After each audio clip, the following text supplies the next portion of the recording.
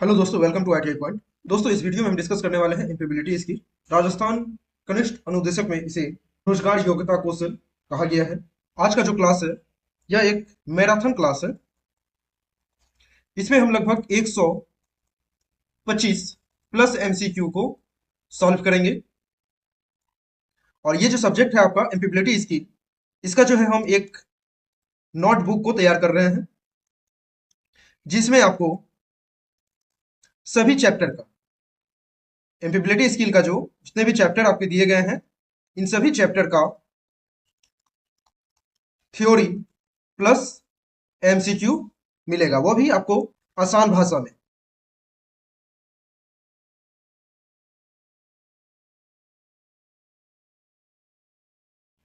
तो आज का जो क्लास है इसे हम शुरू करते हैं। फर्स्ट प्रश्न है, निम्नलिखित में से कौन सी वेबसाइट नौकरी ढूंढने के लिए प्रसिद्ध नहीं है।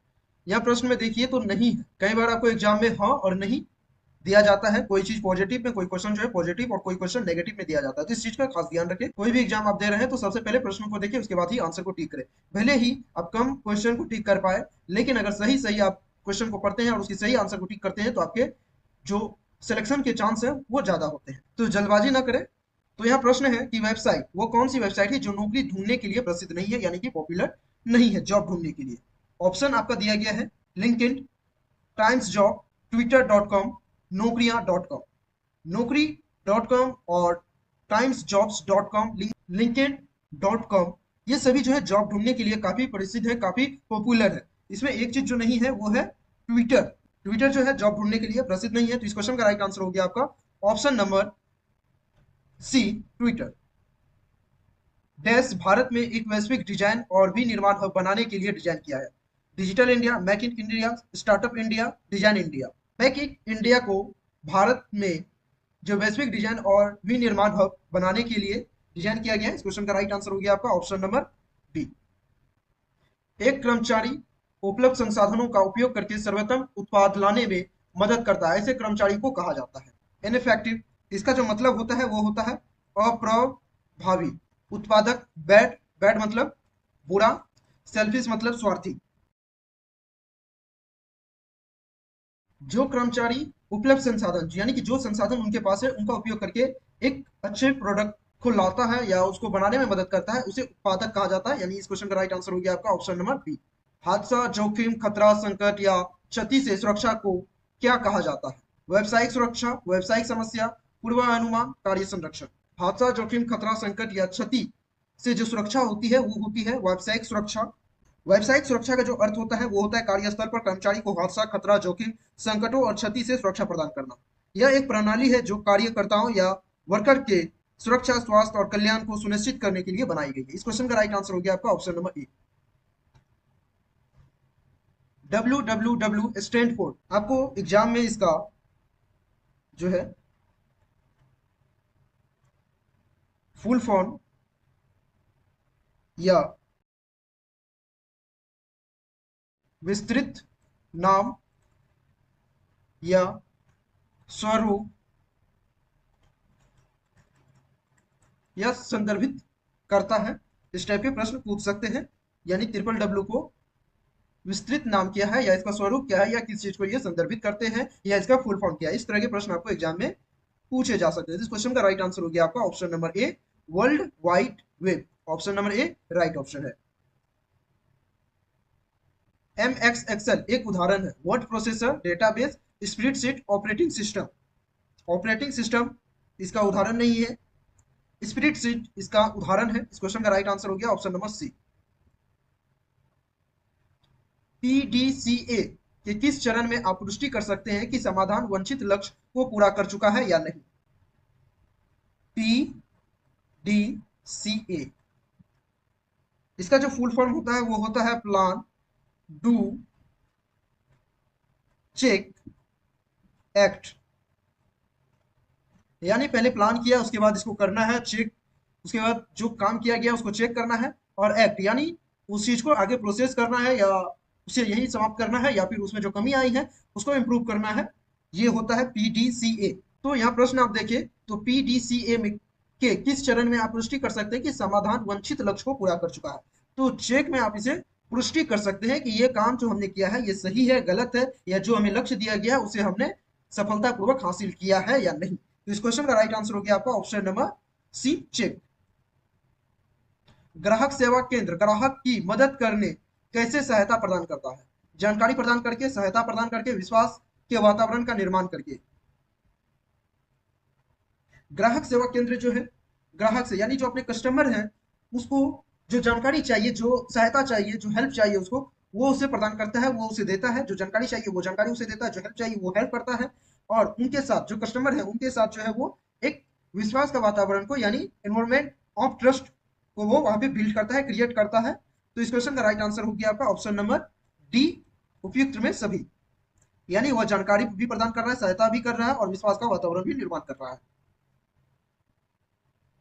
MS वर्ड में कॉपी करने के लिए शॉर्टकट की डैश है? Control C, control B, control Z, control A. Control C जो है ये कोई भी टेक्स्ट या कंटेंट होता है उसको ये कॉपी करता है, और कंट्रोल भी से जो है इसे पेस्ट किया जाता है। कंट्रोल जेड, अगर कोई भी चीज को आप डिलीट करते हैं तो उसे जो लास्ट में आप डिलीट करते हैं उसे ये वापस लाने का कार्य करता है। कंट्रोल ए, ये जो है सेलेक्ट ऑल कंटेंट, यानी जो भी कंटेंट आपके सामने आ रहा है अभी टेक्स्ट में उन सभी को आप सेलेक्ट कर सकते हैं कंट्रोल ए से। तो MS वर्ड में कॉपी करने के लिए शॉर्टकट की है कंट्रोल सी। इस क्वेश्चन का राइट आंसर ऑप्शन नंबर ए। डैश गुणवत्ता प्रावधान प्रणालियों से संबंधित मानकों की एक श्रृंखला है? इस क्वेश्चन का जो राइट आंसर है ऑप्शन नंबर ए, ISO 9000। आपको कमेंट में बताना है कि ISO का फुल फॉर्म क्या है। कार्यस्थल में होने वाली सब दुर्घटना या चोट को क्या कहा जाता है? व्यावसायिक काम, व्यावसायिक खतरा, व्यावसायिक सावधानियां, उपयुक्त में से कोई नहीं। व्यावसायिक काम यानी वहां पे जो आप वर्क करते हैं उसे काम कहा जाता है। व्यावसायिक खतरा, वहां पे जो वर्कर काम कर रहे हैं उसे अगर कोई खतरा होता है तो उसे व्यावसायिक खतरा कहा जाता है। उस खतरे से बचने के लिए जो इक्विपमेंट या फिर जो तरीका आप अपनाते हैं उसे सावधानियां कहा जाता है। तो इस क्वेश्चन में आपको देखें तो कार्यस्थल में होने वाली दुर्घटना या चोट को क्या कहा जाता है? तो व्यावसायिक खतरा कहा जाता है कार्यस्थल पे होने वाली दुर्घटना या चोट को। इस क्वेश्चन का right answer option number B. जूता को माना जाता है पहनावा, सामान यानी एक्सेसरीज, एड ऑन, डिफरेंशिएटर्स। इस क्वेश्चन का राइट आंसर है ऑप्शन नंबर बी, एक्सेसरीज यानी सामान। जूता को सामान यानी एक्सेसरीज कहा जाता है। आग लगने योग्य या विस्फोटक पदार्थ के लिए एक उदाहरण है? गैस सिलेंडर, रासायनिक पदार्थ, आग लगने योग्य गैस, उपयुक्त में सभी। गैस सिलेंडर से आग लग सकती है, रासायनिक पदार्थ से भी आग लग सकता है, आग लगने योग्य गैस से भी आग लग सकता है। इस क्वेश्चन का राइट आंसर हो गया आपका ऑप्शन नंबर डी, उपयुक्त में से सभी। स्वच्छता संबंधित खतरे डैश के कारण होते हैं? हाथों से संदूषण, फॉल्स, गर्म या तेज सतह, उपयुक्त में से कोई नहीं। इस क्वेश्चन का राइट आंसर है आपका ऑप्शन नंबर ए, हाथों का संदूषण। कुछ नया बनाने की प्रक्रिया को क्या कहा जाता है? रचनात्मक क्रियाशीलता, प्रबंधन, व्यापार, नवचार। कुछ नया बनाने की प्रक्रिया को नवचार कहा जाता है। इस क्वेश्चन का right answer option number D. निम्नलिखित में से कौन सा कौशल रोजगार कौशल नहीं है? इस वीडियो को शुरू करने से, इस क्लास को शुरू करने से पहले ही हम सभी कौशल के बारे में आपको बता चुके हैं। जो इंप्लीमेंटेबिलिटी स्किल के जितने भी कौशल थे सभी कौशल को हमने बता दिया है। आपने शुरू के पार्ट को देखे होंगे या फिर इनसे पहले भी जो हम क्लास आपके ले चुके हैं यानी इंट्रोडक्शन टू इंप्लीमेंटेबिलिटी स्किल, उसमें जो इंप्लीमेंटेबिलिटी स्किल है कितने प्रकार के हैं वो सारे चीज हम कवर करवा चुके हैं आपको। और MPTO की जो हम क्लास ले रहे थे उनमें भी हम बार बार इस चीज को रिपीट किए हुए हैं। तो इस क्वेश्चन का जो राइट आंसर होगा वो आपको कमेंट करना है, यानी इस चार ऑप्शन यानी नेतृत्व, सहयोग, समस्या का समाधान, हार मानना, इन चारों में से कौन सा ऐसा कौशल है जो रोजगार कौशल नहीं है? इस क्वेश्चन का जो राइट आंसर होगा वो आप कमेंट में बताइए। नियोजनता शब्द का अर्थ है नौकरी होने की अवस्था, नौकरी प्राप्त करने और उसे बनाए रखने की संभावना, एक नियोक्ता विशेष के लिए किसी व्यक्ति का आकर्षण, नौकरी पाने के लिए श्रमिक बाजार की स्थिति। इस क्वेश्चन का राइट आंसर है आपका ऑप्शन नंबर बी, नौकरी प्राप्त करने और उसे बनाए रखने की संभावना। Option number B right option है।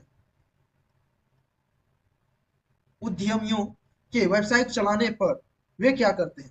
अपने क्षेत्र में नौकरियों को बढ़ावा में मदद करते हैं, समाज में लोगों की आय कमाने में मदद करते हैं, उपयुक्त में से दोनों, उपयुक्त में से कोई नहीं। इस क्वेश्चन का राइट आंसर हो गया आपका ऑप्शन नंबर सी, उपयुक्त में से दोनों। कोई भी उद्यमी, कोई भी इंटरप्रेन्योर है, अपने क्षेत्र में वो जॉब देते हैं, जो वो उनका एरिया होता है, जो वर्क प्लेस होता है, जो उनका वर्कशॉप होता है, उसमें ज्यादा से लोगों को रखते हैं ताकि उनका जो प्रोडक्शन है, जो उनका काम है, वो ज्यादा से ज्यादा बढ़े। और इससे क्या होता है, लोगों को जो नौकरियां मिलती है, जो समाज के लोग हैं, उन्हें कमाने का एक जरिया मिलता है। इस क्वेश्चन का right answer option number C. सामान्य कर्तव्यों, कार्य और जिम्मेदारियों वाला पदों में समूह डैश कहा जाता है। काम, व्यवसाय, आजीविका, उद्यमशीलता। इस क्वेश्चन का राइट आंसर है ऑप्शन नंबर ए, जॉब। ऑप्शन नंबर ए राइट ऑप्शन है। साक्षरताकर्ता को साक्षरता के दौरान डैश आवश्यकता है। सीट, मेज, रिज्यूम, घड़ी। अगर कोई व्यक्ति इंटरव्यू ले रहा है तो उसे जो कैंडिडेट है उसकी रिज्यूम की आवश्यकता होती है। इस क्वेश्चन का right answer option number C. Computer के सभी भौतिक भागों को कहा जाता है। Software, operating system, hardware, program. Computer के जो भौतिक भाग होते हैं, जो फिजिकल कंपोनेंट्स होते हैं, उसे हार्डवेयर कहा जाता है। इस क्वेश्चन का right answer option number C. वह स्थिति जिनमें कर्म और अनुबंधन से उत्पन्न विवाद और व्याख्याओं को तीसरे पक्ष द्वारा सुलझाया जाता है डैश कहलाता है। शिकायत समाधान, शिकायत कार्यप्रणाली, शिकायत मध्यस्थता, शिकायत अनुसमर्थन। इस क्वेश्चन का राइट आंसर है ऑप्शन नंबर सी, शिकायत मध्यस्थता। शिकायत मध्यस्थता जो है एक प्रक्रिया है जिसमें एक व्यक्ति जो शिकायत करता है, जिसके बारे में वो शिकायत कर रहा है, उन दोनों के बीच संवाद को स्थापित करता है और उन दोनों के बीच जो भी प्रॉब्लम होती है उन दोनों को सुनने के बाद वो अपनी निर्णय देता है। यानी वो अपने जो डिसीजन होता है वो डिसीजन उसे सुनाता है, या फिर उन दोनों की वो समस्या, वो प्रॉब्लम कहाँ है, उसे सुलझाने का वो कार्य करता है। इस क्वेश्चन का राइट आंसर है ऑप्शन नंबर सी। डैश एक विशिष्ट पद के लिए अपने कौशल और योग्यता की संक्षिप्त तस्वीर प्रस्तुत करता है। Curriculum vitae, resume, biodata, snapshot. इस क्वेश्चन का राइट आंसर है option number B, resume. Factory act कब प्रस्तुत किया गया था? 1948, 1956, 1949, 1980। इस क्वेश्चन का राइट आंसर है ऑप्शन नंबर ए, 1948 में। फैक्ट्री एक्ट को 1948 में प्रस्तुत किया गया था। स्प्रेडशीट में सूत्र दर्ज करने के लिए प्रयुक्त पहला प्रतीक क्या है? स्प्रेडशीट में सूत्र को यानी फॉर्मूला को दर्ज करने के लिए जो पहला प्रतीक, पहला सिंबल है जिसका इस्तेमाल किया जाता है, वो है बराबर का। इस क्वेश्चन में राइट आंसर है ऑप्शन नंबर सी, बराबर का यानी इक्वल का जो सिंबल होता है उसका प्रयोग किया जाता है। किसी शब्द को खोजने के लिए शॉर्टकट है। Control A, control F, control C, control B. Control B, इससे हम किसी भी चीज को पेस्ट कर सकते हैं। कंट्रोल सी से कॉपी कर सकते हैं। कंट्रोल ए से ऑल जो कंटेंट होता है उसे सिलेक्ट कर सकते हैं। कंट्रोल से एफ से जो है हम किसी भी चीज को खोज सकते हैं। ये शॉर्टकट की है। इस क्वेश्चन का राइट आंसर है ऑप्शन नंबर बी। डैश कार्य भारिता की गुणवत्ता नहीं है। नेतृत्व, जोखिम उठाना, ध्यान भटकाना, नवचारी। इस क्वेश्चन का राइट आंसर है ऑप्शन नंबर सी, ध्यान भटकाना।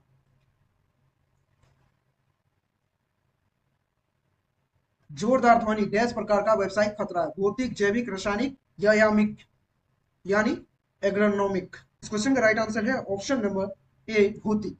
जोरदार जो ध्वनि होती है वो फिजिकल साउंड कहलाता है, यानी लाउड म्यूजिक जो है ये फिजिकल टाइप्स के कम्युनिकेशनल हैजर्ड है। इस क्वेश्चन का राइट आंसर ऑप्शन नंबर ए। संक्षिप्त में प्रश्नों का उपयोग किस लिए किया जाता है? ग्राहकों से विस्तृत जानकारी प्राप्त करने के लिए, ग्राहकों को बातचीत में संकलन करने के लिए, ग्राहकों को विशिष्ट जानकारी प्राप्त करने के लिए, उपयुक्त में सभी। इस क्वेश्चन का राइट आंसर है ऑप्शन नंबर सी, ग्राहकों से विशिष्ट जानकारी प्राप्त करने के लिए। जन्म तिथि, अस्थायी पता जैसे जानकारी किसी के डैश में सम्मिलित होता है। करियर उद्देश्य, व्यक्तिगत विवरण, योग्यता, उपलब्धि। उपलब्धि में वो जितने भी चीज को अपने लाइफ में अचीव कर चुका है वो चीज दिया जाता है। क्वालिफिकेशन, उनकी कितनी एजुकेशन है, क्वालिफिकेशन है, वो उनका दर्शाया जाता है। व्यक्तिगत विवरण में उनके पर्सनल डिटेल दिए जाते हैं। करियर उद्देश्य में अपने करियर को लेके वो कितना सेंसियस है, वो अपने करियर का जो एम क्या बना के रखा है, क्या ऑब्जेक्टिव है उनके, वो दर्शाए जाते हैं। तो इस क्वेश्चन में आप देखें तो जन्म तिथि, अस्थायी पता जैसे जानकारी बोल रहा है तो ये पर्सनल डिटेल्स में होते हैं, यानी व्यक्तिगत विवरण में होते हैं। इस क्वेश्चन का राइट आंसर हो गया आपका option number B. What are employability skill? रोजगार कौशल क्या है? Skill used only in sport, skill needed to be successful employed, skill for good communication, skill for playing video game. यहाँ सिर्फ स्किल पूछा जाता तो ये सारे चीज हो जाते, लेकिन यहाँ पे एम्पेबिलिटी स्किल यानी रोजगार कौशल क्या है ये पूछा जा रहा है। तो रोजगार कौशल क्या है? सफलतापूर्वक रोजगार पाने के लिए आवश्यक कौशल वो जो है एम्पेबिलिटी स्किल कहा जाता है। इस क्वेश्चन का राइट आंसर हो गया आपका option number B. Which are the two skill need for good career growth? अच्छे करियर ग्रोथ के लिए किन दो कौशलों की आवश्यकता है? Watching TV and making friend, इसकी आवश्यकता नहीं है। ट्रैवलिंग एंड शॉपिंग, इसकी भी आवश्यकता नहीं है। Play video game and cooking skill, इसकी भी आवश्यकता नहीं है। टेक्निकल स्किल और एम्पेबिलिटी स्किल, अच्छे करियर ग्रोथ के लिए जो है टेक्निकल स्किल और एम्पेबिलिटी स्किल का होना अति आवश्यकता है। इस क्वेश्चन का राइट आंसर हो गया आपका ऑप्शन नंबर डी। कर्मचारी वो व्यक्ति है जो डैश, वो स्कूल नहीं जाएगा पढ़ने के लिए, तो वो सैलरी के लिए काम करता है। वर्क फॉर ए सैलरी, इस क्वेश्चन का राइट आंसर हो गया आपका ऑप्शन नंबर सी। पढ़ने के लिए स्कूल जाता है, काम नहीं करता है। वेतन के लिए काम करता है, खेलने जाता है। कर्मचारी जो है किसी भी ऑफिस में या वर्क प्लेस में जो वर्क करता है तो वो खेलने के लिए वहां पे नहीं जाता, वो काम करने के लिए जाता है। ठीक है, काम नहीं करता ये भी ऑप्शन नहीं होगा। पढ़ने के लिए स्कूल जाता है, कर्मचारी पढ़ने के लिए स्कूल नहीं जाता है। कर्मचारी बनने से पहले विद्यार्थी जीवन में वो स्कूल जाता है, कॉलेज जाता है, यूनिवर्सिटी जाता है। लेकिन अगर वो कर्मचारी बन चुका है किसी भी फील्ड का, तो सीडो का पूर्ण रूप क्या है? सीडो, SIDO स्टैंड्स फॉर, या इसका फुल फॉर्म पूछ लेगा आपसे, या इसका विस्तृत नाम पूछेगा, या किस चीज को यह संदर्भित करता है, इस टाइप के आपको प्रश्न पूछे जा सकते हैं। तो ऑप्शन आपके दिए गए हैं लघु उद्योग विकासशील संगठन, लघु उद्योग विकास संगठन, छोटे उद्योग विकासशील संगठन, लघु उद्योग निर्माण संगठन।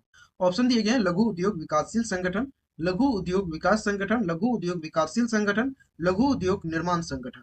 लघु उद्योग यानी कि छोटे इंडस्ट्रीज जो हैं, छोटे इंडस्ट्रियल्स, वो अगर डेवलप कर रहे हैं तो उसे डेवलपमेंट या डेवलपिंग कंपनी हम बोल सकते हैं। लेकिन संगठन ऑर्गेनाइजेशन नहीं बोल सकते। ऑर्गेनाइजेशन का एक नाम होता है, एक रुतबा होता है, जो उसका स्टैंडर्ड होता है वो हम उसे बोल सकते हैं। डेवलपमेंट ऑर्गेनाइजेशन नहीं होता है। तो ऑप्शन नंबर ए, सी और डी नहीं होगा। इस क्वेश्चन का राइट आंसर हो जाएगा आपका ऑप्शन नंबर बी। नौकरी योग्यता कौशल निम्न में से कौन सा शामिल नहीं है? संचार कौशल, नौकरी के लिए संचार कौशल चाहिए, तकनीकी ज्ञान चाहिए, समय प्रबंधन चाहिए, व्यक्तिगत रुचि यानी पर्सनल इंटरेस्ट ये नहीं चाहिए। आप कोई भी जॉब कर रहे हैं तो वहां पे आपकी पर्सनल इंटरेस्ट क्या है, इस चीज को देख के आपको ना तो जॉब पे रखा जाएगा, ना ही आपको कोई काम करने के लिए दिया जाएगा। तो इस क्वेश्चन का राइट आंसर हो गया आपका ऑप्शन नंबर डी। लघु उद्योग विकास संगठन, इसे हम बोल सकते हैं लघु उद्योग विकासशील संगठन। जहां विकास है वो तो हम बोल सकते हैं, डेवलपमेंट है उसे हम बोल सकते हैं, लेकिन विकासशील हम नहीं बोल सकते। अगर वो चीज है डेवलप कर रही है तो वो बोल सकते हैं इसे, लेकिन संगठन का नाम कभी भी विकासशील नहीं होगा। और लघु उद्योग निर्माण संगठन, तो निर्माण संगठन तो नहीं होगा, कंस्ट्रक्शन साइट होता है। यह केवल तकनीकों कार्यों में काम करता है, यह चुनौतियों का सामना करने में सहायता करता है। समस्या समाधान कौशल का महत्व क्या है? यह केवल रचनात्मक से संबंध है, यह केवल व्यक्तिगत विकास के लिए है। समस्या समाधान कौशल का जो महत्व है वो ये है कि चुनौतियों का सामना करने में ये सहायता करता है। यानी कि जो भी प्रॉब्लम सामने आ रही है उस प्रॉब्लम को फेस करना कौशल का उद्देश्य होता है, उसका अर्थ होता है। टीम वर्क, टीम वर्क का जो मुख्य उद्देश्य होता है वो होता है समूह के लक्ष्यों को पूरा करना। यानी कि जो वर्क आपको दिया गया है, जिस चीज के लिए टीम बनाई गई है, जिस काम को पूरा करने के लिए, उसके उद्देश्य को, उसके लक्ष्य को, उसके गोल को पूरा करना होता है। ये व्यक्तिगत सफलता प्राप्त करना तब होगा जब कोई इंडिविजुअल। इस क्वेश्चन का राइट आंसर हो गया आपका option number B. Team work का मुख्य उद्देश्य क्या है? व्यक्तिगत सफलता प्राप्त करने के लिए, समूह के लक्ष्य को पूरा करने के लिए, समय बचाना, सामाजिक नेटवर्क। टीम वर्क में कोई काम दिया जाता है तो अलग अलग प्रोफेशनल के लोग उसमें होते हैं, तो यहाँ समय बचाना भी नहीं होगा। सामाजिक नेटवर्किंग का मतलब हो गया कि समाज के लिए आप एक दूसरे को जोड़ के कोई काम कर रहे हैं तो वो हो गया सामाजिक नेटवर्किंग। टीम वर्क का मुख्य उद्देश्य हो गया समूह के लक्ष्यों को पूरा करना। क्वेश्चन का right answer option number B. आत्म प्रेरणा का क्या महत्व है? दूसरे को प्रभावित करना, अपने लक्ष्य को प्राप्त करने में मदद करना, केवल काम को समय पर खत्म करना, केवल जीवन के व्यक्तिगत पहलू में उपयोगी होना। आत्म प्रेरणा का जो महत्व है वो है अपने लक्ष्यों को प्राप्त करने में मदद करना। इस क्वेश्चन का right answer option number B.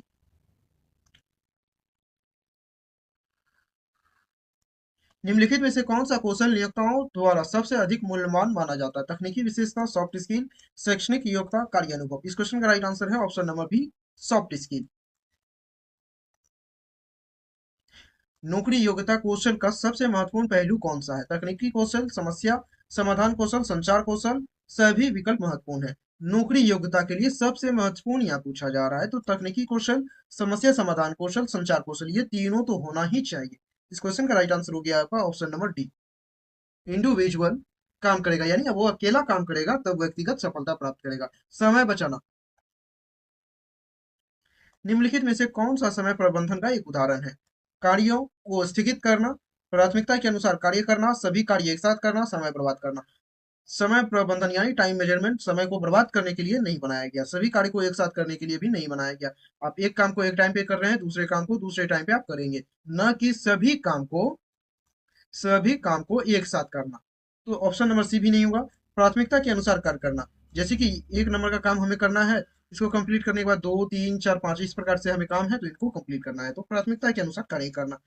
कार्य को स्थगित करना, अगर काम को बीच में ही आप रोक देते हैं तो वो टाइम मेजरमेंट किस काम का? क्वेश्चन तो ऑप्शन नंबर ए भी नहीं होगा। इस क्वेश्चन का राइट आंसर हो गया आपका ऑप्शन नंबर बी।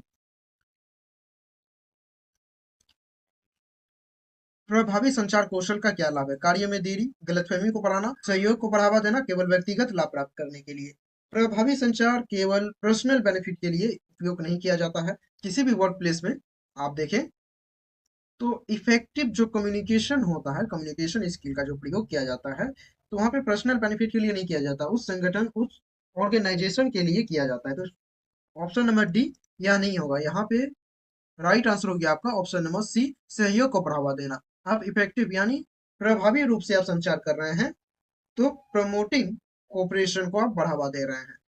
तो option number C right option हो जाएगा। गलतफहमी को ये नहीं बढ़ाता है, कार्य में देरी भी नहीं करता है, तो option number C right option है।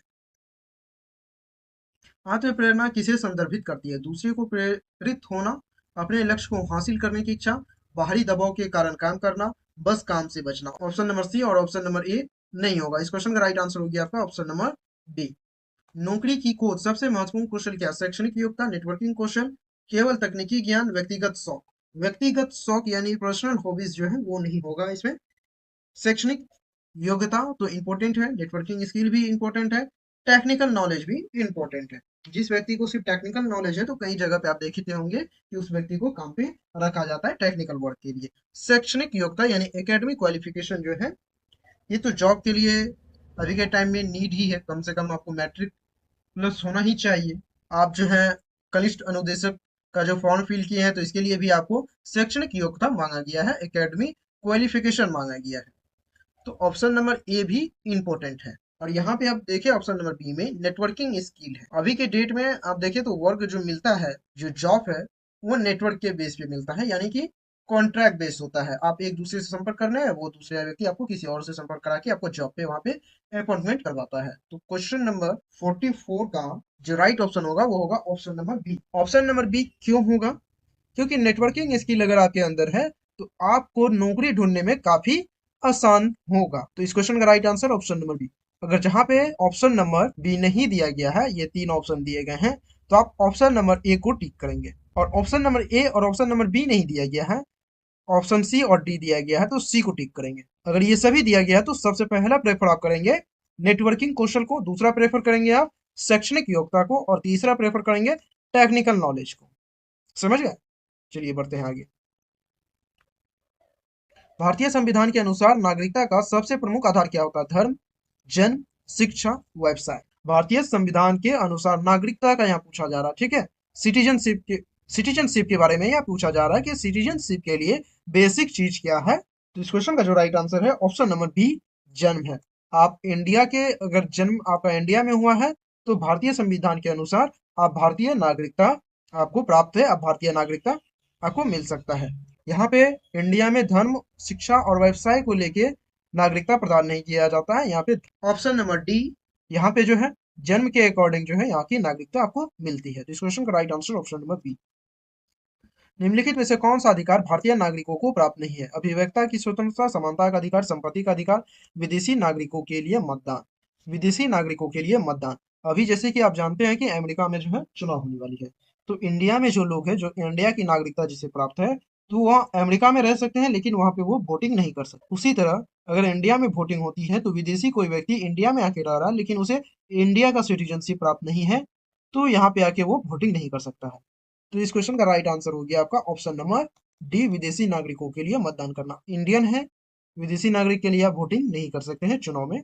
बाकी अभिव्यक्ति की स्वतंत्रता, समानता का अधिकार, संपत्ति का अधिकार, ये सभी है। अभिव्यक्ति की स्वतंत्रता, समानता का अधिकार ये मूल्य कर्तव्य के अंतर्गत आता है, और संपत्ति का अधिकार संवैधानिक कर्तव्य, संवैधानिक अधिकार के अंतर्गत आता है। और विदेशी नागरिक के लिए मतदान ये भारतीय नागरिक को प्राप्त नहीं है। इस क्वेश्चन का right answer option number D.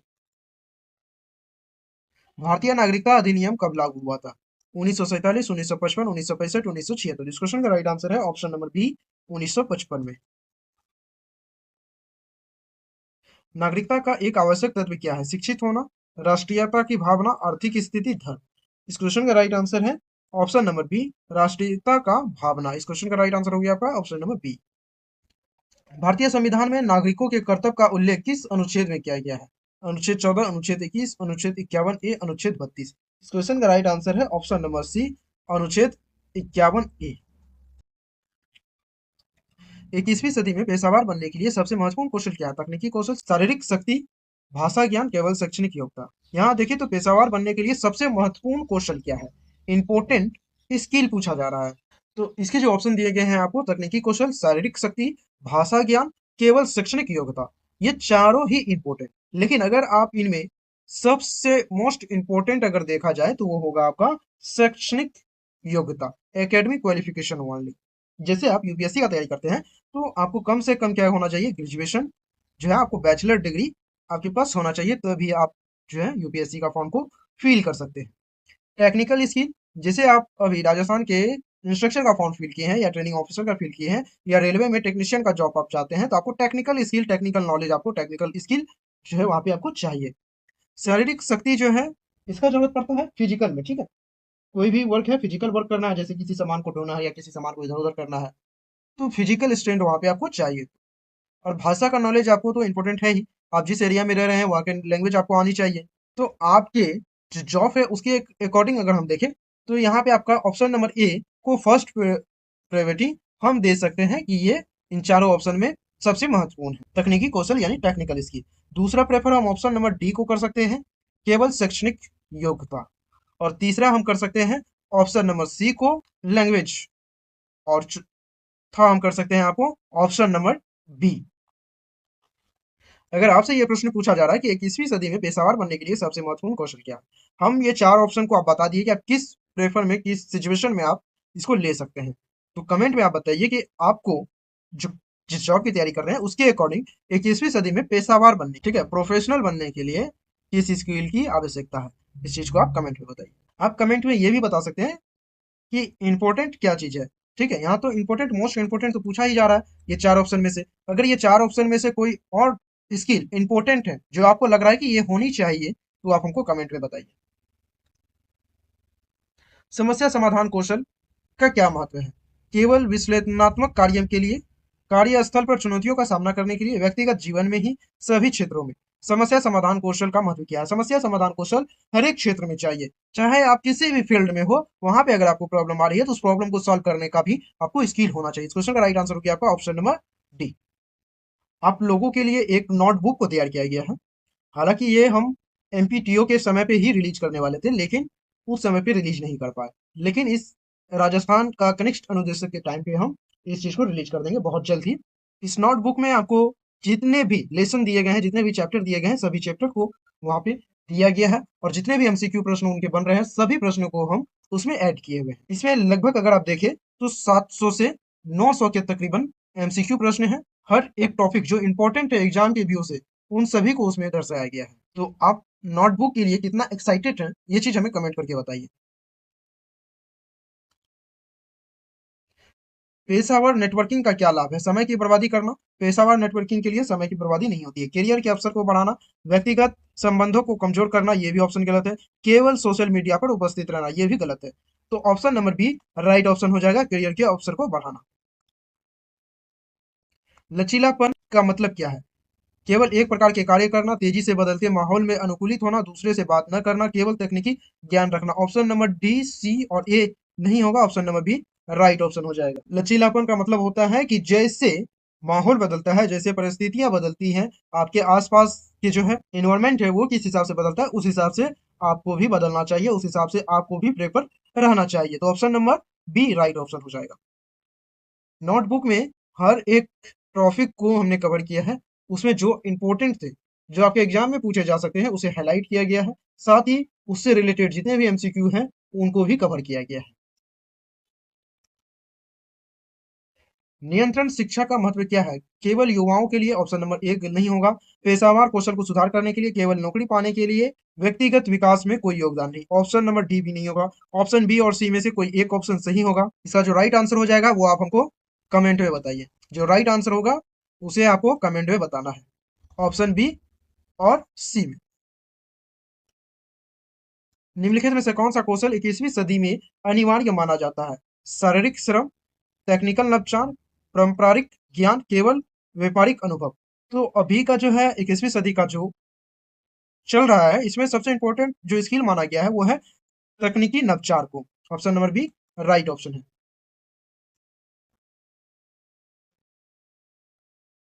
Team work का सबसे बड़ा लाभ क्या है? टीम वर्क का सबसे बड़ा लाभ है सहयोग और सामूहिक लक्ष्य को प्राप्त करना। Option number B right option. Digital साक्षरता का क्या अर्थ है? केवल कंप्यूटर चलाना, किसी भी तकनीकी ज्ञान का अभाव, केवल सोशल मीडिया का उपयोग करना, इंटरनेट और डिजिटल उपकरणों का प्रभावी उपयोग। केवल कंप्यूटर चलाना डिजिटल साक्षरता नहीं है, किसी भी तकनीकी ज्ञान का अभाव, यहाँ पे अभाव ही है टेक्निकल नॉलेज का, तो ये भी नहीं होगा। ऑप्शन नंबर सी केवल सोशल मीडिया का उपयोग करना, ये भी नहीं होगा। इंटरनेट और डिजिटल उपकरण जो है, जो इक्विपमेंट है, उनका सही तरीके से इस्तेमाल करना। Option number D right option. कार्यस्थल पर संचार कौशल का मुख्य उद्देश्य क्या है? जानकारी को छिपाना नहीं है, दूसरों को गलत जानकारी देना ये भी नहीं होगा, केवल बातचीत करना ये भी नहीं होगा, विचार और जानकारी का प्रभावी आदान प्रदान। कार्यस्थल पर कम्युनिकेशन स्किल का जो इंपॉर्टेंस होता है, जो मेन पर्पस होता है, वो होता है अपने विचार को, अपने जानकारी को एक दूसरे के साथ प्रभावित ढंग से शेयर करना। क्वेश्चन नंबर 58 का राइट आंसर हो गया ऑप्शन नंबर डी। पेशावर विकास के लिए नियंत्रण फीडबैक का क्या महत्व है? आत्म आलोचना करना नहीं होगा, केवल सकारात्मक प्रतिक्रिया को स्वीकार करना नहीं होगा, सुधार के क्षेत्र में पहचान करना, दूसरों की बात को अनसुना करना। फीडबैक का मतलब होता है कि जो चीज कस्टमर को चाहिए या जिस चीज की मार्केट में डिमांड है, उस चीज को जानना और जो गलती हो रही है उसे सुधार करना। तो ऑप्शन नंबर सी आप देखें तो सुधार के क्षेत्रों की पहचान करना, ऑप्शन नंबर सी यहाँ पे राइट ऑप्शन हो जाएगा। सुनने का कौशल क्यों महत्वपूर्ण है? केवल संगीत सुनने के लिए, दूसरों की बात को समझने के लिए, केवल किताब पढ़ने के लिए, सिर्फ खुद को सुनने के लिए। ऑप्शन नंबर डी नहीं होगा, ऑप्शन नंबर सी भी नहीं होगा, ऑप्शन नंबर ए भी नहीं होगा। दूसरों की बात को समझने के लिए, आप जैसे अभी हम बोल रहे हैं तो इस चीज को आप सुन रहे हैं, तो ये सुनने का कौशल है। तो यहाँ पे आप मेरी बात को सुन के समझने का प्रयास कर रहे हैं, तो option number B right option होगा। बोलने का कौशल को सुधारने के लिए क्या करना चाहिए? एक भाषा नहीं बोलना, केवल सीखना, सरल वाक्य बनाकर बात करना, दूसरों की बात को ना सुनना। ऑप्शन नंबर ए बी और डी नहीं होगा, option number C right option हो जाएगा, सरल वाक्य बनाकर बात करना। पढ़ने का कौशल को कैसे बढ़ाया जा सकता है? केवल सोने से, सरल लेख और किताब पढ़कर, टीवी देखकर, गाने सुनकर। तो option number B right option हो जाएगा, पढ़ने का कौशल आप सरल लेख और किताब पढ़कर बढ़ा सकते हैं। शब्दावली का क्या महत्व है? इनसे कोई फर्क नहीं पड़ता, यह भाषा का विविधता लाता है, यह केवल सुनने में मदद करता है, यह केवल पढ़ने के लिए है। ऑप्शन नंबर बी सही होगा, यह भाषा की विविधता को लाता है। शताब्दी का यही अर्थ है। व्याकरण का सही उपयोग क्यों जरूरी है? सरल वाक्य बनाने के लिए, केवल लिखाई को सुंदर बनाने के लिए, बातों को सुनने के लिए, किसी को प्रभावित करने के लिए। ऑप्शन नंबर ए राइट ऑप्शन हो जाएगा, सही वाक्य को बनाने के लिए।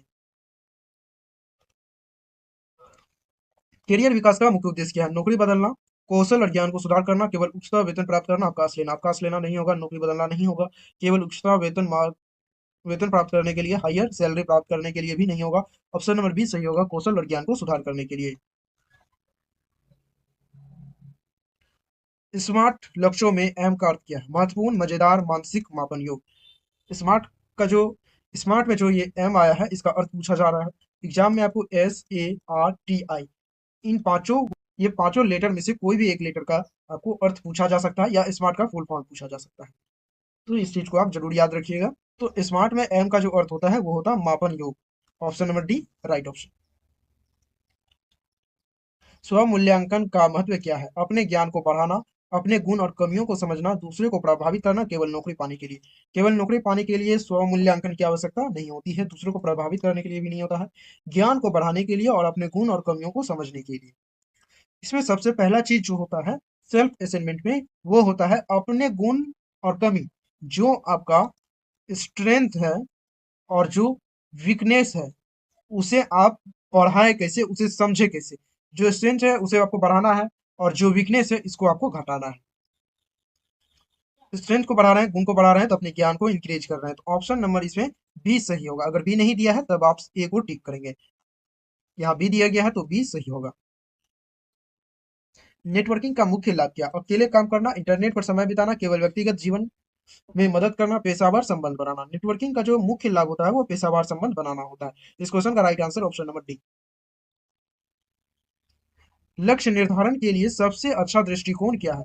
लक्ष्य निर्धारित ना करें, ये ऑप्शन गलत होगा। केवल दीर्घकालिक लक्ष्य बनाएं। स्मार्ट लक्ष्य निर्धारित करें। किसी भी प्रकार का लक्ष्य बनाएं। किसी भी प्रकार का तो नहीं बनाना है, जिस चीज के लिए आप प्रिपरेशन कर रहे हैं उसी चीज को आपको गोल बनाना चाहिए। तो इस क्वेश्चन का राइट आंसर हो गया आपका ऑप्शन नंबर सी, स्मार्ट लक्ष्य निर्धारित करना। दीर्घकालीन लक्ष्य का उदाहरण क्या हो सकता है?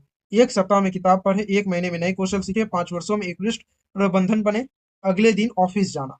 अगले दिन ऑफिस जाना नहीं होगा। इस क्वेश्चन का राइट आंसर हो गया आपका ऑप्शन नंबर सी, 5 वर्षों में एक वरिष्ठ प्रबंधन बनना। Option number C right option है।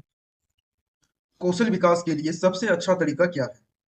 केवल अध्ययन करना, व्यवहारिक अनुभव प्राप्त करना, दूसरों की नकल करना, टीवी देखना। कौशल विकास के लिए सबसे अच्छा तरीका है व्यवहारिक अनुभव प्राप्त करना, यानी गेनिंग प्रैक्टिकल एक्सपीरियंस। इस क्वेश्चन का right answer option number B.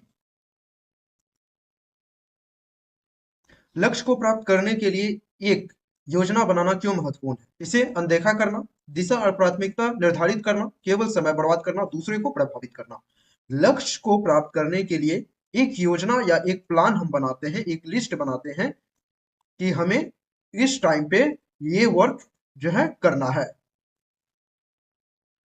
तो ये बनाना क्यों महत्वपूर्ण है? ये इसलिए महत्वपूर्ण है क्योंकि जिस डायरेक्शन में जिस लक्ष्य को हम प्राप्त करना चाहते हैं उसी डायरेक्शन में और उसी प्योरिटी के साथ हम आगे बढ़ते चले। तो इस क्वेश्चन का राइट आंसर है आपका ऑप्शन नंबर बी, दिशा और प्राथमिकता निर्धारित करना। करियर में मार्गदर्शन का महत्व क्या है? केवल सलाह देने के लिए, केवल अनौपचारिक बातचीत के लिए, केवल समर्थन देने के लिए, अनुभव साझा करना और मार्गदर्शन करना। करियर में जो है मार्गदर्शन यानी मेंटर का महत्व ये होता है कि आप जिस करियर को या जिस फील्ड को सिलेक्ट करते हैं कि मुझे वहां जाना है, तो आपके मेंटर क्या करते हैं, वो अपने अनुभव के साथ आपको बताते हैं कि किस कदम पे हमें क्या करना चाहिए और क्या नहीं करना चाहिए। तो इस क्वेश्चन का राइट आंसर है ऑप्शन नंबर डी, अनुभव साझा करना और मार्गदर्शन करना। लक्ष्य निर्धारित करते समय सीमा क्यों महत्वपूर्ण होती है? समय सीमा क्यों महत्वपूर्ण होती है? बिना किसी दबाव के काम करना, प्रगति को मापने में मदद करते हैं, केवल तनाव बढ़ाने के लिए, अपने लक्ष्य को भूल जाने के लिए। लक्ष्य निर्धारित करते समय जो है हम समय सीमा को बनाते हैं, यानी कि टाइम मेजरमेंट बनाते हैं या डेडलाइन उनको बनाते हैं कि मुझे इस टाइम पे इस गोल को कंप्लीट करना है।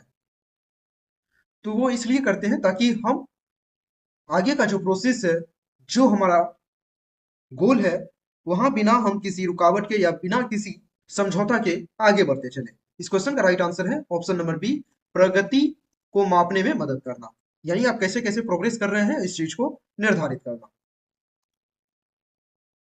मौखिक संचार का क्या अर्थ है? यह लिखित शब्दों का उपयोग, विचारों को बोलकर व्यक्त करना, इशारों का उपयोग करना, केवल सुनना। इस क्वेश्चन का राइट आंसर है ऑप्शन नंबर बी, अपने विचारों को बोलकर व्यक्त करना। मौखिक संचार का यही अर्थ है। जैसे आप मौखिक बात करते हैं तो यानी वर्बल कम्युनिकेशन करते हैं, तो आप बोल के करते हैं। सक्रिय सुनने का मुख्य तत्व क्या है? बोलना, ध्यान से सुनना, अपने विचारों को साझा करना, किसी को रोकना। सक्रिय सुनने का जो मुख्य तत्व है वो है ध्यान से सुनना। सक्रिय सुनना यानी एक्टिव लिसनिंग। एक्टिव लिसनिंग का मतलब होता है कि केयरफुली जो बातें कर रहे हैं, जो आपको बताया जा रहा है, उस चीज को सुनना। तो इस क्वेश्चन का राइट आंसर है ध्यान से सुनना, ऑप्शन नंबर बी।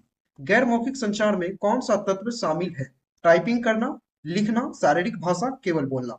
गैर मौखिक संचार, गैर मौखिक संचार, मौखिक संचार में क्या होता है कि आप बोल के बात करते हैं। गैर मौखिक संचार में होता है इशारों में बात करना, यानी अपनी शारीरिक भाषा से उसे बात करना, अपने हाथ के मूवमेंट से या आंख के मूवमेंट से किसी भी चीज के बारे में बताना। इस क्वेश्चन का राइट आंसर हो गया आपका ऑप्शन नंबर सी।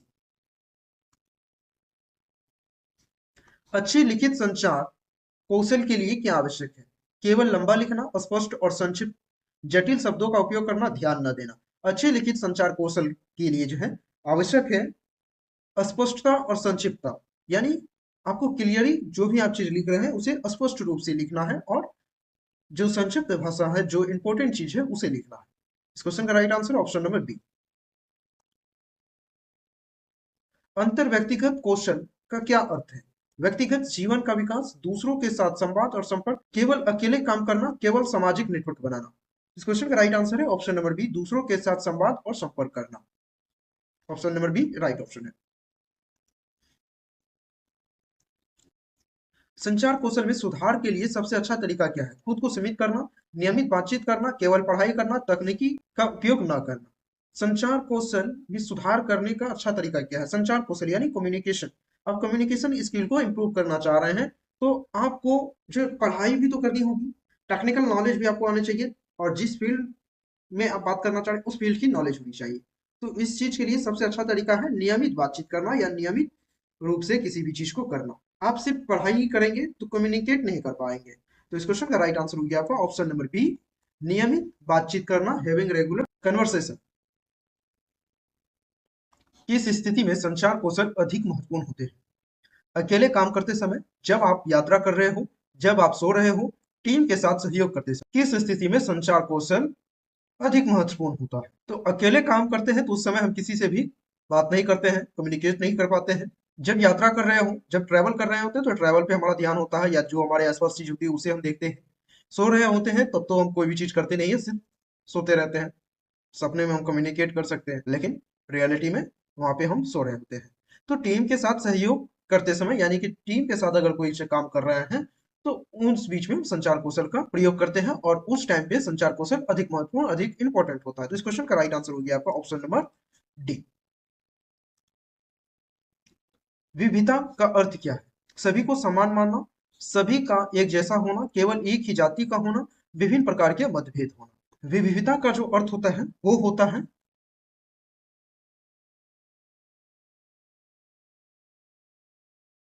विभिन्नता या भिन्नता। यह विभिन्न प्रकार, रूप, रंग, संस्कृति, विचार और जीवन शैली के अस्तित्व को दर्शाता है जो अलग अलग होते हैं। तो इस क्वेश्चन में आप देखें तो विविधता का अर्थ पूछा जा रहा है, तो यहाँ पे ऑप्शन आप देखें तो सभी को समान मानना। यहाँ सभी को समान नहीं माना जा रहा है, सभी को एक जैसा नहीं होना के लिए कह रहा है, या केवल एक ही जाति का नहीं होना चाहिए, ये विभिन्न प्रकार के मतभेद होना चाहिए, यानी कि अलग अलग, having different type of difference. तो इस क्वेश्चन का राइट आंसर हो गया आपका ऑप्शन नंबर डी। जहां समावेशन होगा वहां पे आपका ऑप्शन नंबर ए और बी सही हो जाएगा। अगला प्रश्न समावेशन से ही है। समावेशन का मुख्य उद्देश्य क्या है? तो सबसे पहले हम क्या जानते हैं इसका अर्थ क्या है? समावेशन का अर्थ क्या है?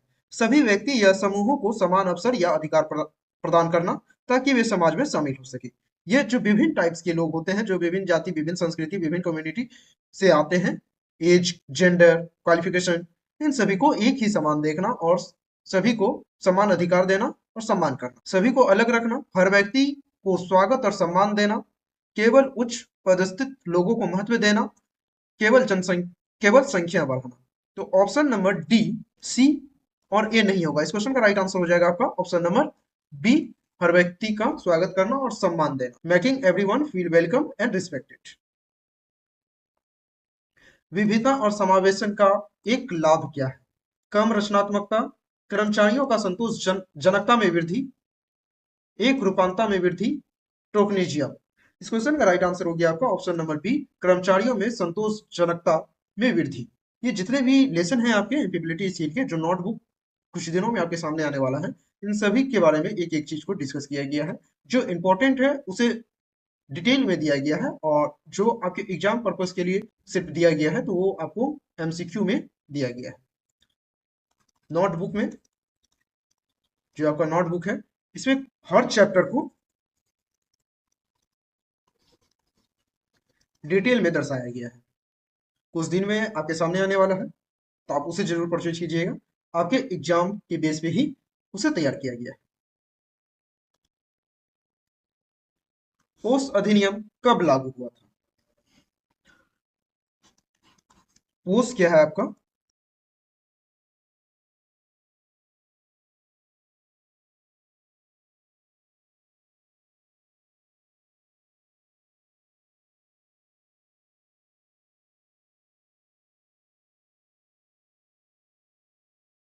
ये है prevention of sexual harassment eight workplace.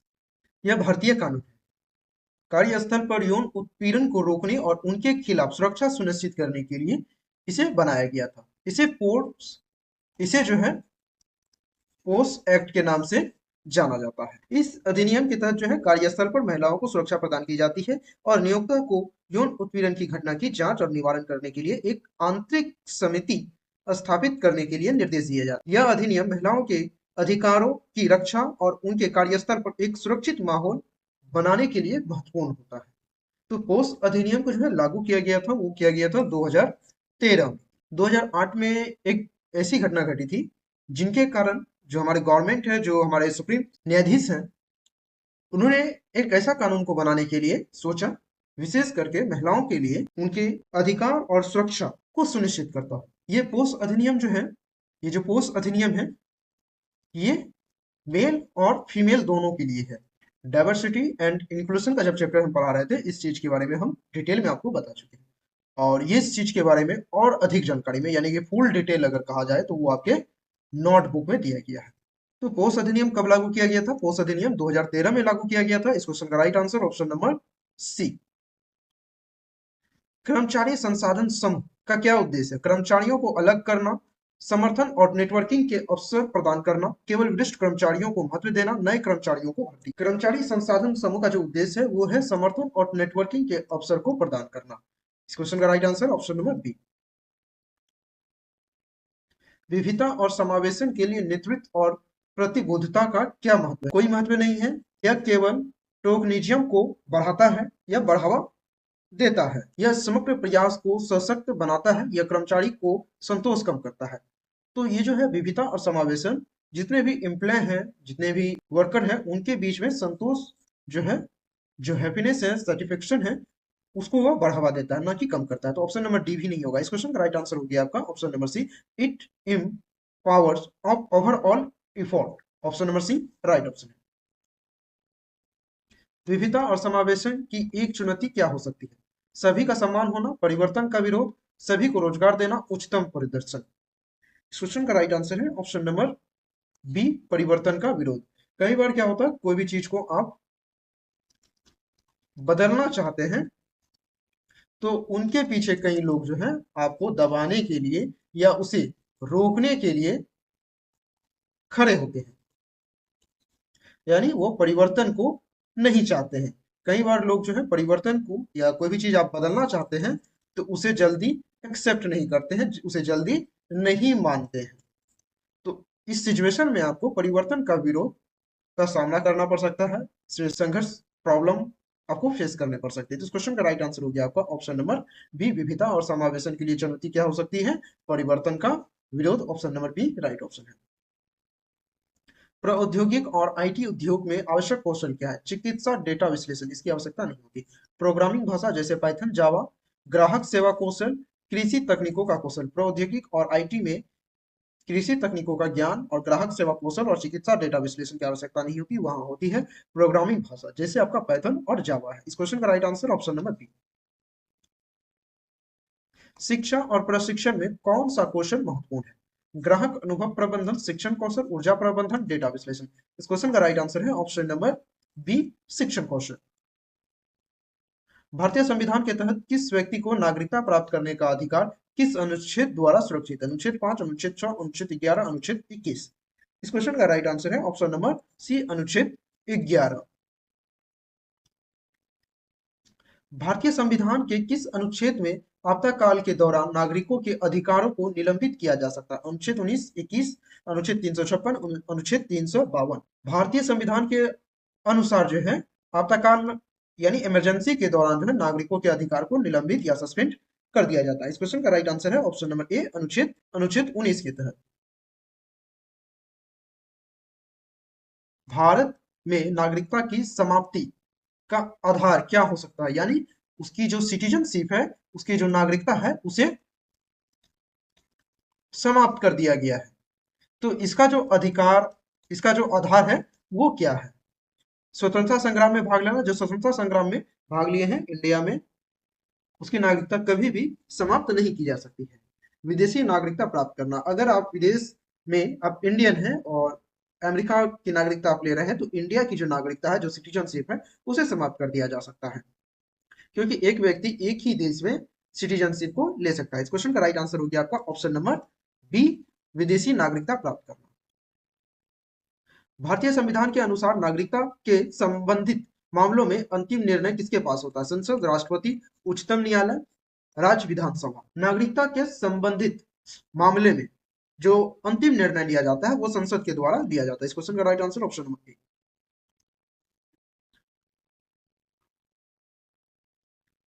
कौन सा मौलिक अधिकार हमें प्रार्थना के लिए स्वतंत्र रूप से मंदिर, चर्च या मस्जिद जाने की अनुमति देता है? तो स्वतंत्र रूप से हम मंदिर, चर्च या मस्जिद जा सकते हैं, इसका अधिकार जो है हमें मौलिक अधिकार के थ्रू मिलता है, तो वो होता है धर्म की स्वतंत्रता का अधिकार। इस क्वेश्चन का right answer option number D. पर्यावरण में बड़ी मात्रा में हानिकारक धुआं, गैस और रसायन को शामिल करना डैश कहलाता है? वायु प्रदूषण, हवा, तूफान। अगर हम इन्वायरमेंट में अधिक मात्रा में हानिकारक धुआं, गैस और रसायन को शामिल करते हैं तो हमारा पोल्यूशन कहलाता है, यानी प्रदूषण कहलाता है। इस क्वेश्चन का right answer option number B. English is a dash language, common, day, night, evening. Common मतलब होता है सामान्य, डे मतलब होता है दिन, नाइट मतलब होता है रात, इवनिंग का मतलब होता है, इवनिंग का जो मतलब होता है वो होता है शाम। तो इंग्लिश जो है एक लैंग्वेज है, ये क्या लैंग्वेज है? एक सामान्य लैंग्वेज है, यानी कॉमन लैंग्वेज। इस क्वेश्चन का राइट आंसर ऑप्शन नंबर ए।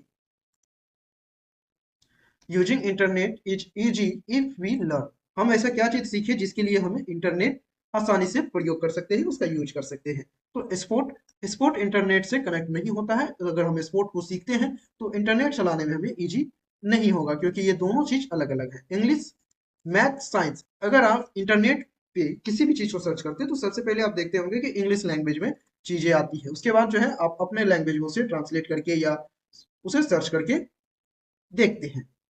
तो using internet is easy if we learn English. अगर आप इंग्लिश सीखते हैं तो आपको इंटरनेट का इस्तेमाल करने में काफी आसानी होगी। इस क्वेश्चन का right answer option number B. Location for the job में, लोकेशन जो है, जो जॉब में लोकेशन का जो मतलब होता है, जॉब में लोकेशन का मतलब वो पूछा रहा है। Title, description, name, place. तो लोकेशन, लोकेशन जो है सीधा कनेक्ट किस चीज से होता है? प्लेस से। अगर आप राजस्थान से हैं या फिर एमपी से हैं, यूपी से हैं, बिहार से हैं या फिर आंध्र प्रदेश से हैं, तो इन जगह से हैं आप, तो आप क्या बता रहे हैं? लोकेशन बता रहे हैं। आप जॉब करना चाह रहे हैं तो राजस्थान कनिष्ठ अनुदेशक का अगर आपने फॉर्म फिल किया है तो वो राजस्थान के लिए है। तो वो जो जॉब है, जो वैकेंसी है, वो किस चीज को लेके आपको दर्शा रहा है? वो लोकेशन दिखा रहा है। RSMSSB का जो आपने जूनियर इंस्ट्रक्टर का फॉर्म फिल किया है, तो आपका क्या दिखा रहा है उसमें? लोकेशन जो दिखा रहा है, जो लोकेशन का मतलब है वो राजस्थान है। राजस्थान में किसी भी इंस्टीट्यूट के बारे में वो दर्शा रहा है। चलिए एक प्रश्न में आपसे पूछते हैं कि आप राजस्थान के बच्चे इस वीडियो को देख रहे हैं, तो वो ये बताया कि वो किस स्थान से, यानी राजस्थान के किस जगह से इस वीडियो को वॉच कर रहे हैं। इस वीडियो को जो स्टूडेंट वॉच कर रहे हैं वो बताए कमेंट करके कि वो किस जगह से इस वीडियो को देख रहे हैं। क्वेश्चन नंबर 99 का जो राइट आंसर है वो ऑप्शन नंबर डी है, place. Location for the job means place. Lata beauty salon join करने की योजना बना रही है, लेकिन वो इस पेशे के बारे में बहुत निश्चित नहीं है, यानी कि बहुत ज्यादा उसे नॉलेज नहीं है। तो उसे क्या करना चाहिए? पेशेवर के साथ चर्चा करें, माता पिता के साथ चर्चा करें, सहपाठियों के साथ चर्चा करें, अजनबियों के साथ अजनबी के साथ चर्चा करती है तो उसे ब्यूटी जो सैलून है इसके बारे में कोई भी जानकारी नहीं मिलेगी। सहपाठियों से, सहपाठियों क्या बोलेंगे उसको कि ये जो वर्क है जो आप करना चाह रहे हो ये इस प्रकार से है, ऐसा है, वैसा है, आपको ये करना होगा, वो करना होगा, इस प्रकार से वो बताएंगे। लेकिन इनके बारे में जो डिटेल नॉलेज है वो नहीं दे सकते। माता पिता आपको ये अच्छा है या बुरा है या इसमें आप किस प्रकार से खुद को ढाल सकते हैं, इस चीज के बारे में चर्चा करेंगे। जो ब्यूटी सैलून के पेशावर हैं, जो ब्यूटी सैलून को चला रहे हैं या उनकी अच्छी खासी उसे नॉलेज है, वही आपको इसके बारे में अधिक जानकारी जो है दे सकते हैं। तो इस क्वेश्चन का राइट आंसर हो गया आपका ऑप्शन नंबर ए, पेशावरों के साथ चर्चा करें। लता को क्या करना चाहिए? जो इस पेशे में है उस व्यक्ति से या उस महिला से उसे बात करनी चाहिए। Question number A right option. शारीरिक भाषा का क्या महत्व है? यह बातचीत को जटिल बनाता है, यह भावनाओं को प्रकट करता है, यह औपचारिकता है या कोई महत्व नहीं रखता है? ऑप्शन नंबर डी नहीं होगा, सी नहीं होगा और ए भी नहीं होगा। शारीरिक भाषा जो है ये भावनाओं को प्रकट करता है। इस क्वेश्चन का right answer option number B. अनौपचारिक संवाद में सही प्रारंभिक संबोध क्या होना चाहिए? प्रिय महोदय, नमस्ते दोस्त, माननीय, श्रीमान, श्रीमती। आप अनौपचारिक संवाद कर रहे हैं तो अनौपचारिक संवाद आप दोस्त से या फैमिली से करते हैं तो आप नमस्ते दोस्त या नमस्ते पापा मम्मी दीदी भाई इस प्रकार से आप बोल सकते हैं। लेकिन जहां पे औपचारिक आता है तो वहां पे प्रिय महोदय, माननीय, श्रीमान या श्रीमती, ज्यादातर तो श्रीमान और श्रीमती यूज करना ही सही होता है। और उनके बाद अगर देखे जाए तो प्रिय महोदय, किसी भी व्यक्ति को आपको वो कुछ बोल रहे हैं तो प्रिय महोदय कृपया ध्यान दीजिए या सुनिए। तो इस प्रकार से आप औपचारिक संवाद में सही जो प्रारंभिक संबोध है वो कर सकते हैं। और अनौपचारिक में जो सही प्रारंभिक संबोध होता है वो होता है नमस्ते दोस्त, नमस्ते पापा, नमस्ते मम्मी। इस प्रकार से इस क्वेश्चन का राइट आंसर हो गया आपका ऑप्शन नंबर बी। EDX किस प्रकार का प्लेटफॉर्म है? केवल शैक्षणिक लेख पढ़ने के लिए, मुफ्त और सशुल्क पाठ्यक्रम प्राप्त करने वाला प्लेटफॉर्म, केवल वीडियो गेम खेलने के लिए, केवल नौकरी खोजने के लिए। तो EDX जो है ये मुफ्त और सशुल्क पाठ्यक्रम प्रदान करने वाला प्लेटफॉर्म है। यहाँ पे आप फ्री में किसी भी कोर्स को कर सकते हैं। तो इस क्वेश्चन का राइट आंसर हो गया आपका ऑप्शन नंबर बी। लिंक्डइन का मुख्य लाभ क्या है? यह केवल व्यक्तिगत ब्लॉग लिखने के लिए, पेशेवर नेटवर्किंग और नौकरी के अवसर, केवल शैक्षणिक लेख पढ़ने के लिए, केवल मनोरंजन के लिए। मनोरंजन के लिए नहीं है और शैक्षणिक लेख सिर्फ इस पे अवेलेबल नहीं होते हैं और ये ब्लॉग लिखने के लिए नहीं है। ये पेशेवर नेटवर्किंग और नौकरी के अवसर को प्रदान करता है और अभी के डेट में ये बहुत सारी सूचना जो है आपको प्रदान करता है। तो इस क्वेश्चन का राइट आंसर हो गया आपका ऑप्शन नंबर बी। प्रौद्योगिक और आईटी उद्योग में कौन सा रुझान प्रमुख है? Telemedicine, artificial intelligence, smart निर्माण, ई लर्निंग। प्रौद्योगिक और आईटी उद्योग में जो है आर्टिफिशियल इंटेलिजेंस यानी एआई का ज्यादा रुझान है। इस क्वेश्चन का right answer option number B. ऐसा कौन सा कौशल वित्तीय सेवाओं में आवश्यक है? डेटा प्रबंधन, ऊर्जा प्रबंधन, डिजिटल शिक्षण उपकरण, ग्राहक अनुभव प्रबंधन। इस क्वेश्चन का राइट आंसर है ऑप्शन नंबर ए, डेटा प्रबंधन। शिक्षण और प्रशिक्षण में कौन सा रुझान प्रमुख है? Automation, customized training solution, blockchain, cyber सुरक्षा। ये जो प्रश्न है ये career development and goal setting से है। तो इस क्वेश्चन का राइट आंसर है आपका option number B. Shri Johnson एक 8 वर्षीय लड़की को घरेलू काम के लिए काम पर रखना चाहते हैं। भारत में कौन सा मौलिक अधिकार इसकी अनुमति नहीं देता? समानता का अधिकार, धर्म की स्वतंत्रता का अधिकार, शोषण के विरुद्ध अधिकार, सूचना का अधिकार। तो श्री जॉनसन जो है 18 वर्षीय की लड़की को घरेलू काम पर रखना चाहते, इस चीज की जो है अनुमति भारत में कौन सा मौलिक अधिकार नहीं देता है? इस क्वेश्चन का राइट आंसर है ऑप्शन नंबर सी, शोषण के विरुद्ध अधिकार। Option number C right option है। कौन सा मौलिक अधिकार हमें प्रार्थना के लिए स्वतंत्र रूप से मंदिर, चर्च या मस्जिद जाने की अनुमति देता है? इस क्वेश्चन का राइट आंसर है ऑप्शन नंबर डी, धर्म की स्वतंत्रता का अधिकार। स्टीव की मां ने उसे बताया कि मिक्सर ग्राइंडर काम नहीं कर रहा है। समस्या को हल करने के लिए उसका पहला कदम क्या होना चाहिए? शिकायत करें, समस्या की पहचान करें, मिक्सर बेच दी, इसी फेंक। की जो मां है उसे बताया कि मिक्सर जो ग्राइंडर है, जो मसाला पीसने का जो ग्राइंडर होता है वो काम नहीं कर रहा है। तो स्टीव को सबसे पहला क्या करना चाहिए? सबसे पहला उसे जो उसमें समस्या आ रही है, जो वो वर्क नहीं कर रहा है, उसकी पहचान करनी चाहिए। उसकी पहचान करने के बाद जो कस्टमर सर्विस होते हैं, जो कस्टमर केयर होते हैं, उनके पास उनकी शिकायत करनी चाहिए। अगर इतना करने के बाद भी उनका जो मिक्सर ग्राइंडर है वो ठीक नहीं होता है तो उसे वो कबाड़ा को बेच सकता है। अगर कबाड़ा वाला उसे नहीं लेता है तब उसे फेंक सकता है। यानी अगर इन 4 ऑप्शन में देखो तो सबसे पहले चीज हमें क्या करना चाहिए? ऑप्शन नंबर बी, उसके बाद ए, उसके बाद सी और लास्ट में डी। तो यहाँ पे देखिए तो उसका पहला कदम पूछा जा रहा है, तो पहला कदम क्या होगा? ऑप्शन नंबर बी, समस्या की पहचान करना। इस क्वेश्चन का right answer option number B. We can learn English by dash, cooking, playing, reading newspaper, none of this. आप जो है इंग्लिश सीख सकते हैं। कुकिंग करने से आप खाना बनाना सीख सकते हैं, प्लेइंग से आप गेम खेलना सीख सकते हैं, रीडिंग न्यूज़पेपर, न्यूज़पेपर से जो है आप इंग्लिश को सीख सकते हैं। नन ऑफ दिस ऑप्शन नहीं होगा। इस क्वेश्चन का जो राइट आंसर हो गया आपका option number C, reading newspaper. जो न्यूज़पेपर आपके वो इंग्लिश लैंग्वेज में अगर आती है तो उस चीज को आप पढ़ के आसानी से इंग्लिश को सीख सकते हैं। जैक एमएस एक्सेल में बहुत अच्छा है, उसे अपने डैश के आधार पर नौकरी के लिए आवेदन करना चाहिए। जैक जो है एमएस एक्सेल में अच्छा है, यानी उसकी जो क्षमता है वो किस क्या चीज में है? एमएस एक्सेल में। तो रुचि, क्षमताओं, निर्णय, मूड। अगर कोई भी व्यक्ति अपने क्षमता और स्किल, ज्ञान के आधार पे कोई भी जॉब ढूंढता है तो उसे वो करने में काफी अच्छा फील होगा और वो उसे आसानी से कर पाएगा। तो जैक एमएस एक्सेल में अच्छा है, यानी वो उसकी जो क्षमता है वो एमएस एक्सेल में है और स्किल और ज्ञान उस चीज को वो करने में बेहतर है। तो उसे जो है अपने क्षमताओं के आधार पर नौकरी के लिए आवेदन करना चाहिए। यहाँ पे आपको सिर्फ क्षमता दिया गया है, स्किल और ज्ञान नहीं दिया गया है। अगर क्वेश्चन में आपको क्षमता की जगह स्किल और ज्ञान दिया जाए तो आप इसमें टिक कर सकते हैं। यहाँ क्षमता दिया गया है तो इस क्वेश्चन का राइट आंसर हो गया आपका ऑप्शन नंबर बी, क्षमता। आंखों में आंखें डालकर बात करने से क्या लाभ होता है? आंख में आंख डालकर बात करते हैं तो इससे आपको जो लोग जिसके साथ आप कनेक्ट कर रहे हैं, जिससे कम्युनिकेट कर रहे हैं, उसके साथ विश्वास और जुड़ाव महसूस होगा। तो इस क्वेश्चन का राइट आंसर हो गया आपका ऑप्शन नंबर ए, विश्वास और जुड़ाव बढ़ता है। शारीरिक भाषा का क्या महत्व है? यह संवाद को जटिल बनाता है, यह भावनाओं को प्रकट करती है, यह केवल औपचारिकता है, इसका कोई महत्व नहीं है। शारीरिक भाषा जो है ये भावनाओं को प्रकट करती है। इस क्वेश्चन का right answer option number B. Nitya अपने साथियों के साथ एक मुद्दे पर चर्चा करना चाहती है, किस प्रकार का संचार है?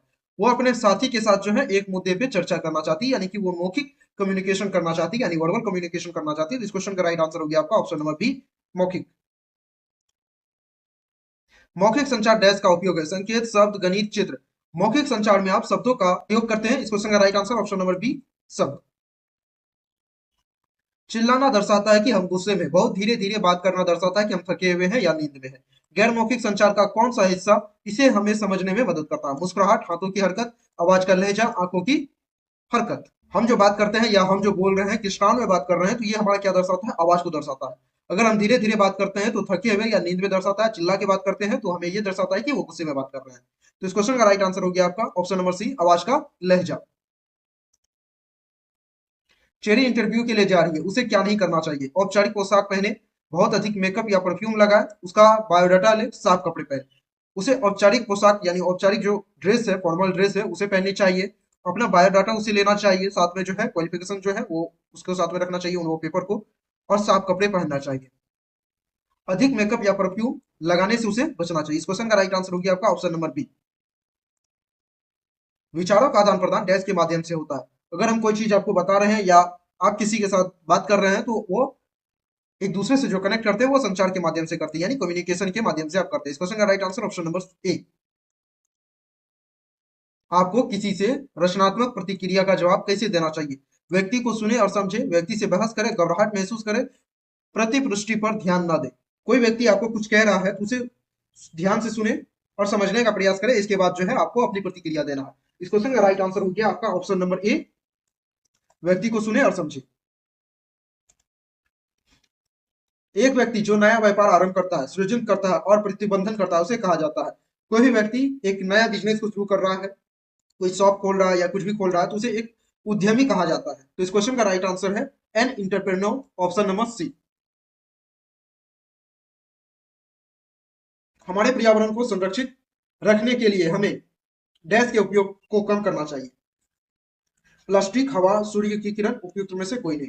ऑप्शन नंबर डी नहीं होगा, सी भी नहीं होगा और बी भी नहीं होगा। इस क्वेश्चन का राइट आंसर हो गया आपका ऑप्शन नंबर ए, प्लास्टिक। अगर हम प्लास्टिक का उपयोग कम करेंगे तो पर्यावरण को सुरक्षित रखने में हमें काफी मदद मिलेगी। इस क्वेश्चन का राइट आंसर ऑप्शन नंबर ए। हाथ मिलाना माना जाता है? आत्मीय स्पर्श, मैत्रीपूर्ण स्पर्श, पेशेवर स्पर्श, सामाजिक स्पर्श। हाथ मिलाना, आप किसी से हैंड शेक कर रहे हैं यानी कि हाथ मिला रहे हैं तो वो आपका पेशेवर स्पर्श कहलाता है, यानी प्रोफेशनल टच कहलाता है। अगर आप गले मिलते हैं तो वो आपका मैत्री टच यानी फ्रेंडली टच कहलाता है। इस क्वेश्चन का राइट आंसर है ऑप्शन नंबर सी। पैसों को ऑनलाइन हस्ताक्षरण किया जा सकता है डैश के उपयोग से? Online funds transfer can be do using Google पे, फोन पे, पेटीएम। तो गूगल पे से भी आप ऑनलाइन रुपया को ट्रांसफर कर सकते हैं बैंक में या फिर यूपीआई की मदद से। तो इस क्वेश्चन का राइट आंसर है ऑप्शन नंबर डी, उपयुक्त में सभी। यहाँ गूगल पे, फोन पे और पेटीएम तीनों होगा। कर्मचारी भविष्य निधि अधिनियम कब लागू हुआ? 1 अप्रैल 1956, 1 मार्च 1957, 1 मई 1950, 4 मार्च 1952। कर्मचारी भविष्य निधि अधिनियम जो है भारत सरकार के द्वारा लागू किया गया था ये अधिनियम जो है उन स्थानों पे, उस संगठन, उस ऑर्गेनाइजेशन पे काम करता है जहां पे 20 से अधिक एम्प्लॉय है। इस अधिनियम के अंतर्गत जो है कई प्रकार के फंड्स जो है, कई प्रकार के एडवांटेज जो है एम्प्लॉय को और जो नियोक्ता होता है उसे मिलता है। जैसे कि ईपीएफ, ईपीएस और ईडीएलआई। इस अधिनियम का जो उद्देश्य है वो है कर्मचारियों को सामाजिक सुरक्षा प्रदान करना और उन्हें भविष्य के लिए व्यक्तिगत सुरक्षा देने के लिए एक मजबूत आधार को तैयार करना। कर्मचारी भविष्य निधि अधिनियम क्या है, ये किसके द्वारा लागू किया गया था, ये हमने आपको बता दिया। इनके क्या एडवांटेज है ये भी हमने आपको बता दिया है। आपको कमेंट में बताना है कि इसे लागू किस वर्ष किया गया था। 1 अप्रैल 1956 को, 1 मार्च 1957 को, 1 मई 1950 को, 4 मार्च 1952 को। इनमें से जो राइट ऑप्शन है वो आप कमेंट में बता सकते हैं।